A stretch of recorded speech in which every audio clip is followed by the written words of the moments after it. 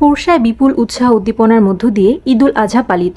নওগাঁর পোরশা উপজেলার নিতপুর সদর সহ 5টি ইউনিয়নে মুসলিম ধর্মাবলম্বীদের বড় উৎসব ঈদুল আজহা পালিত হয়েছে। এই উপলক্ষে নিতপুর সীমান্ত কেন্দ্রীয় ঈদগাহ মাঠে এক বিশাল জামাত শান্তিপূর্ণভাবে অনুষ্ঠিত হয়েছে।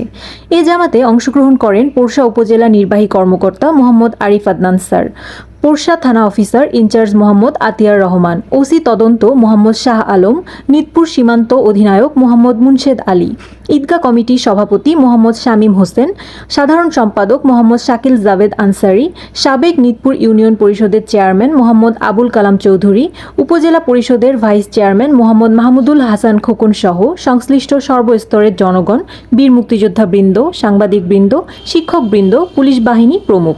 উল্লেখ্য, উপজেলার কোথাও কোনো প্রকার সহিংস ঘটনা ঘটেনি। শান্তিপূর্ণভাবেই ঈদুল আজহা পালিত হয়েছে।